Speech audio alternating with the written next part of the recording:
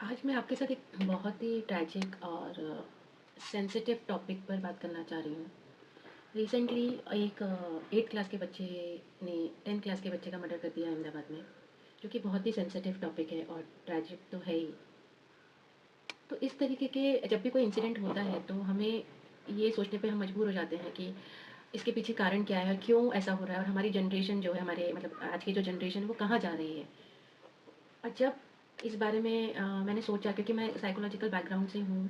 तो जब मैंने इस बारे में सोचा तो मुझे समझ में आया कि इसके क्या-क्या रीज़न्स हो सकते हैं, वो रीज़न्स मैं आप लोगों के साथ साझा करना चाहती हूँ।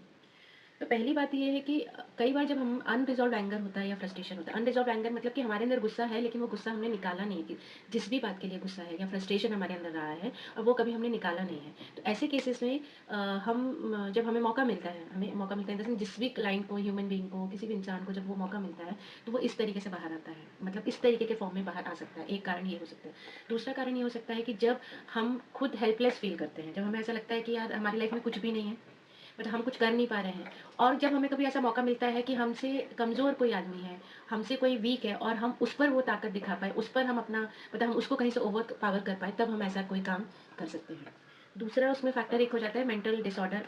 हो सकता है मेंटल इलनेस, डिस्टॉर्टेड थिंकिंग, जैसे कि एक साइकोसिस प्रॉब्लम हो सकती है, पर्सनैलिटी डिसऑर्डर हो सकता है, या फिर कभी-कभी हम इम्पल्सिव बिहेव करते हैं, इम्पल्स कंट्रोल जो है वो प्रॉब्लम हो सकती है। ऐसे केसेस में भी हम इस तरीके की हरकत कोई कर सकता है। उसके बाद आ जाता है कि कई बार हम एम्पैथी वाली जो चीज़ हो जाती है, और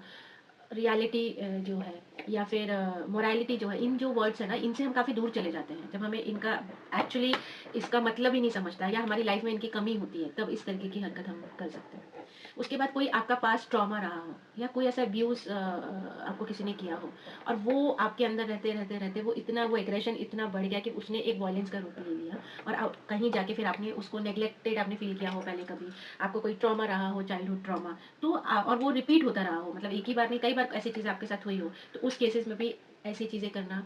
पॉसिबल है। उसके बाद हो जाता है कि कई बार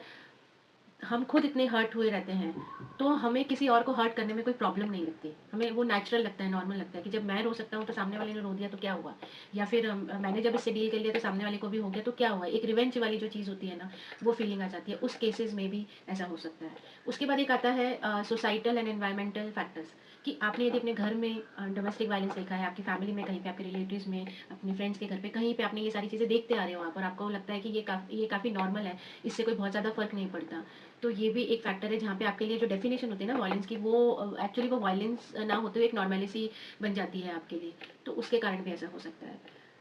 अब बात यहाँ पे ये आती है कि ये सारे जो फैक्टर्स हैं, ये हमारे माइंड, हमारी ओवरऑल वेलबींग, हमारी अपब्रिंगिंग, हमारी सराउंडिंग, हमारी मेंटल हेल्थ से रिलेटेड है, और हमें इसको एड्रेस करना बहुत ज़रूरी है। जो हमारे इमोशंस हैं,